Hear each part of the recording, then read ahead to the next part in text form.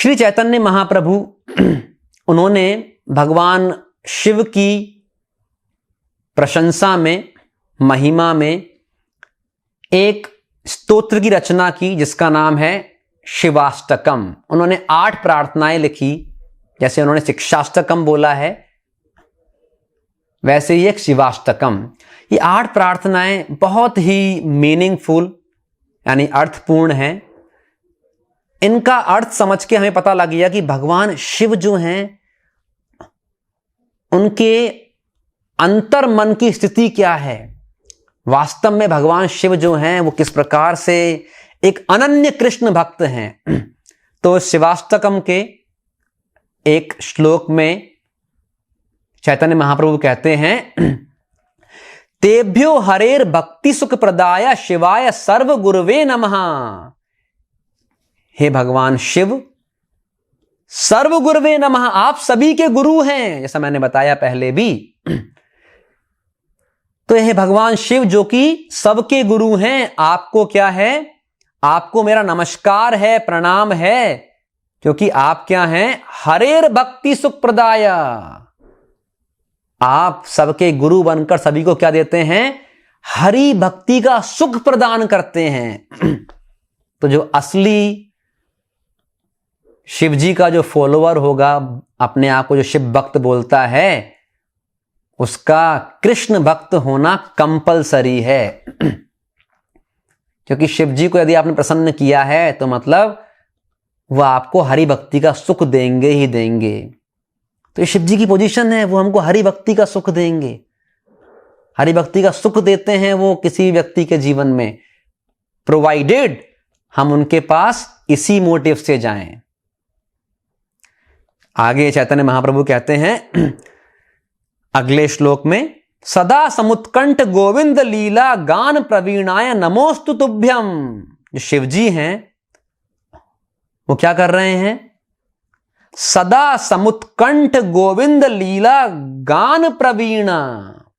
हे शिव जी, मैं आपको नमस्कार करता हूं, प्रणाम करता हूं, क्योंकि आप क्या हैं, आप सदैव उत्कंठा पूर्वक, ईगरली गोविंद लीला का जो गान है, जो भगवान गोविंद हैं, कृष्ण हैं, उनकी जो मधुर लीला है, उसका गान, उसका कीर्तन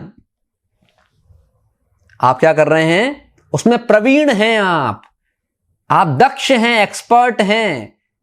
you are expert in constantly reciting the glories of the past times of Lord Krishna, Lord Govinda. तो देखिए शिव जी की एक ये सिचुएशन है। शिव जी तो सदैव अपने कंठ से क्या करते हैं, गोविंद की लीला का गान कर रहे हैं। जैसे मैंने बताया, उन्होंने किसको बताया, वो सदैव देवी पार्वती को सुना रहे हैं, अनेक अनेक ऋषि मुनियों को सुना रहे हैं। जो श्रीमद् भागवत है वो भी शिव जी ने सबसे पहले किसको सुनाया, वो पार्वती जी को सुनाया। और ये जो अंतिम श्लोक आता है शिवाष्टकम में, चैतन्य महाप्रभु कहते हैं, एतम शिवाष्टकम अद्भुतम महत् शृण्वन हरि प्रेम लभेत शीघ्रम। जो व्यक्ति शिवाष्टक को पढ़ता है उसे क्या लिखता है, उसे क्या मिलता है, उसे शीघ्र ही श्री हरि का प्रेम मिलता है।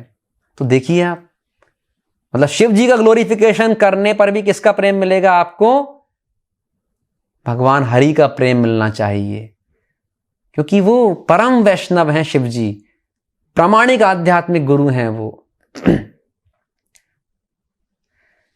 तो इस प्रकार से हमने पाया कि जो शिव जी हैं उनकी हमने संवैधानिक जो उनका फीचर है, स्वरूप है, यानी भगवान के एक शुद्ध भक्त वैष्णवानाम यथा शंभो परम वैष्णव, हमने उस पर चर्चा की।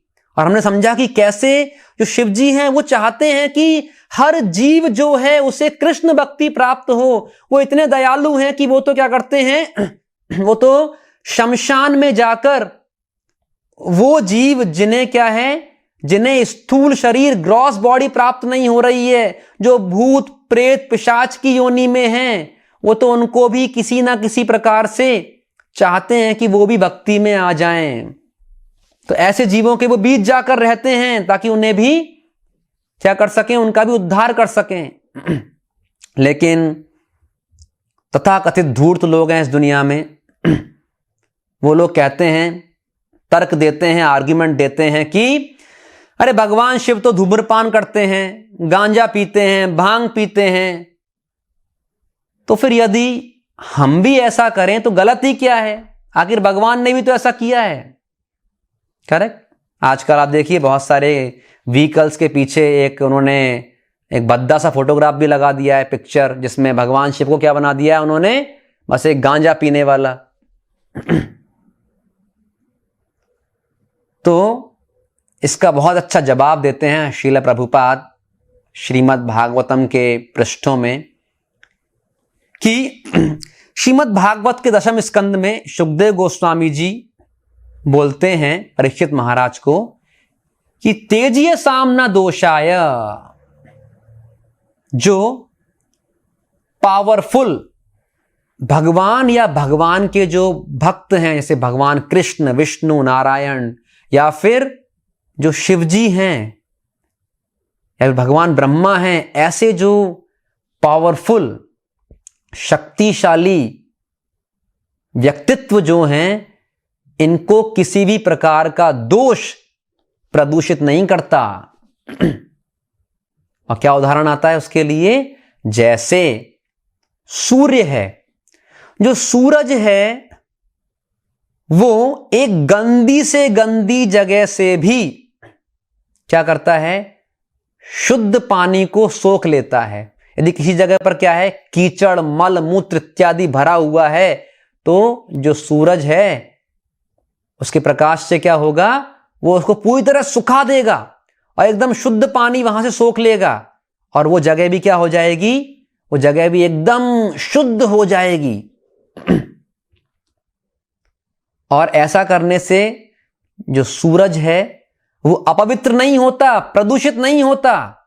तो यदि एक मटेरियल ऑब्जेक्ट, एक भौतिक वस्तु के लिए ऐसा संभव है कि वो एक गंदी से गंदी चीज को भी क्या करे? स्पर्श करने के बावजूद भी प्रदूषित नहीं हो, बल्कि उसको शुद्ध कर दे, तो ये जो ऐसे एम्पावर्ड पर्सनालिटीज हैं, पावरफुल पर्सनालिटीज, शक्तिशाली व्यक्तित्व हैं, जैसे कि भगवान शिव या ब्रह्मा, तो ये भी क्या हैं? ये भी किसी भी प्रकार के तथाकथित निम्न श्रेणी का कार्य या पाप कृत्य उनसे क्या नहीं होते? ये प्रभावित नहीं होते। तो अगर भगवान शिव क्या करते हैं? वो गांजा भी पीते हैं, अगर वो भांग भी पीते हैं, तो वो इससे प्रभावित नहीं होते। हमें उनकी नकल नहीं करनी चाहिए, क्योंकि हम क्या नहीं है? हम तेजिए साम नहीं है, हम पावरफुल नहीं है, हम शक्तिशाली नहीं है। अगर शिव जी की नकल ही करनी है तो पूरी तरीके से करिए ना। जब समुद्र मंथन हुआ, समुद्र मंथन से क्या आया? जब हलाहल विष निकल के आया तो उसको शिवजी ने पी लिया। तो आप भी अगर शिवजी की नकल करके गांजा और भांग पीना चाहते हैं तो फिर ये नकल भी कीजिए, 1-2 बूंद साइनाइड की पी लीजिए। शिवजी तो अपने गले में एक सांप को भी टांग के रखते हैं, तो आप भी एक कोबरा ला के टांग लीजिए अपने गले में। तो नकल करनी है तो पूरी तरीके से करिए ना, आधा क्यों करना है, थोड़ा क्यों करना है? तो ये क्या है? ये वर्तमान कलयुग में ये जो गंजेड़ी भंगेड़ी जैसे लोग हैं ना, इनका काम ही ये है, क्या करना? कुतर्क करना, बस कि शिवजी ऐसा करते हैं तो हम भी करेंगे।